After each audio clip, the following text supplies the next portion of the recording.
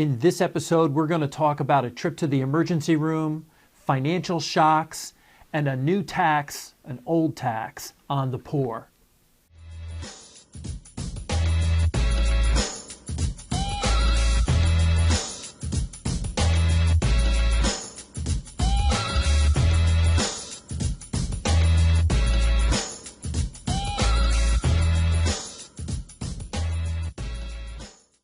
Welcome to the Mullooly Asset Show. I'm your host, Tom Mullooly. This is episode Wayne Garrett, episode 11. If you're a Met fan, we're talking about Wayne Garrett. We're talking about Ruben Tejada. We'll try and find a few other famous 11s for you. I can't wait till we get to episode 14 because that's a retired number. That's Gil Hodges. Anyway, we're recording today, and we use the questions and conversations and topics that we're discussing with clients and friends of the business, people who want more information about investing, about financial planning, about managing money in general. That's where we get our content from. So if you've got a question that you'd like to see answered on here, get in touch with us. It'll probably wind up in a future video. I don't know what we're going to do once we get past like the 40s or maybe the low 50s for episodes because we're going to run out of Met uniforms. Casey, what do you think? We could probably pop in a few Giants. I don't know. We'll have to come up with something like that. Anyway, Casey reads the questions. I answer them for you. So Casey, let's get going. We just got hit with a surprise emergency room bill. Do you think I should sell some of my stocks to cover it? You wouldn't think a trip to the emergency room would really be a catastrophe financially. Of course, a trip to the emergency room could really be a disaster for you or for your family. But money-wise, hopefully it's not something that upsets the apple cart. But guess what? It does. A study that Bankrate.com put out last month, December of 2015, of the people that they surveyed, 63% of the respondents to the survey said that they couldn't handle a $1,000 emergency room bill. Think about that, okay?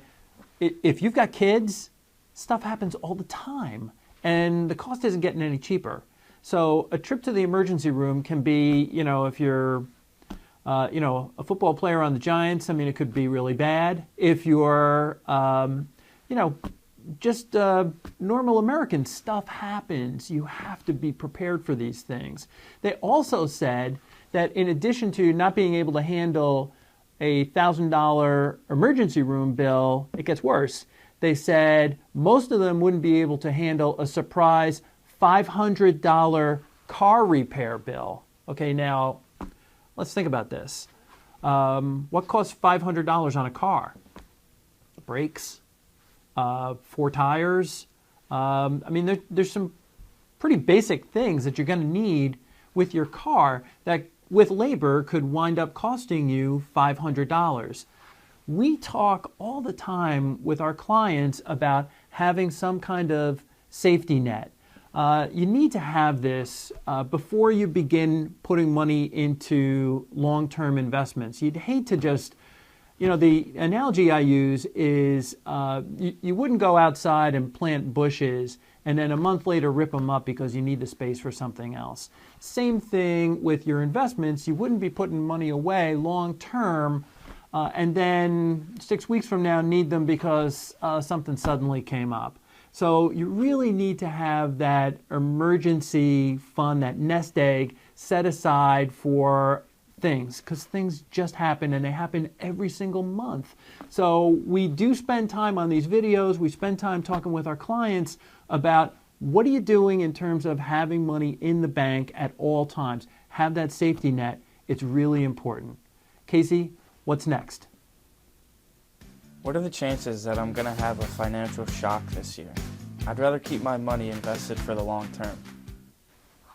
Okay, so what's an example of a financial shock? Well, hopefully it's not a $500 car repair bill, but for some families it is. It could be a trip to the emergency room or a long stay in a hospital. If you know someone that's been in a hospital for more than 3 or 4 days, talk to them about the bills. They're outrageous. Going for a CAT scan today, it's thousands of dollars. And not everybody's walking around with health care. Unfortunately, there's a lot of people driving around without car insurance either. That should scare everybody. But what I want to go back to when we talk about financial shocks is there was another survey, Pew Charitable Trusts.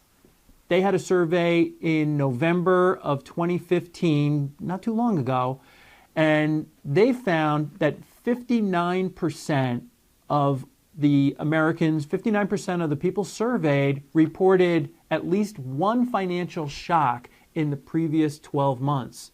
So, we talk about these financial shocks. I mean, losing your job, that's a huge financial shock.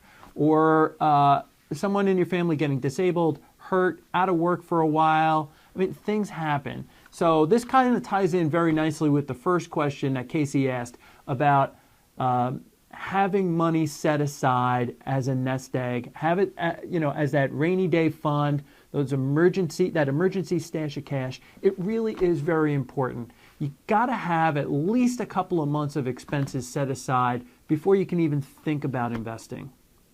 All right, Casey, what do you got next? Hey Tom, I'm curious. Did you buy any Powerball tickets? Okay, so big Powerball drawing tonight. It's now up to $1.4 billion. I've read online that the tax, if you take the lump sum payment, the tax on one winning ticket could be $400 million. And I think it would get you on some of those magazine lists, like the Forbes lists and things like that. But is it really, it's got to be a long shot, right? I don't play the lottery. My dad told me a long time ago never to get mixed up with that. And there's a lot of things online. If you look, you'll see these articles that say the lottery is a tax on the poor. In fact, there's a couple of articles that go on to say it's the perfect tax because it's a tax on the poor disguised as a game. That's a little scary, don't you think? Here's the goofy part. 30 years ago, the lottery was established in just 14 states in the United States. There's now lottery in almost every single state except Alaska, Hawaii, Utah, Alabama, and get this. The last two states that they don't have lotteries, Mississippi and Nevada. Mississippi has those casinos. I think Nevada has a few casinos too. Isn't that interesting that they have not permitted the lottery in the state of Nevada? Hey, interesting tip. Which state in the United States has the most casinos? It's not Nevada. It's Pennsylvania. Bet you didn't know that. So the sad part is that when you look at these studies, and there was a great article in the Atlantic magazine about a year ago on this, it showed that the poorest 1/3 of Americans buy a little more than half of all lottery tickets. And this is the part that's really scary. As of, or through 2014, there was $70 billion spent on lottery tickets in the United States. Now, Casey, give me that piece of paper so I can read that. Okay. I wanted to just read this to you. $70 billion on lotteries, that's more than sports, people spend on sports, on books, on games, on movies, and on music combined. Think about how much money Apple's made selling music online. Pandora, Spotify, all these things. That's $6 billion a year in 2014. We're spending $70 billion on the lottery. And what are the chances of us winning? Really, we've got a better chance of being struck by lightning. So when you break down the numbers, $70 billion works out to $20 a month for every man, woman, and child in the United States. So just think about this. If you're thinking about playing the lottery and you're a typical American, you're spending $20 a month for every person in your home on the lottery.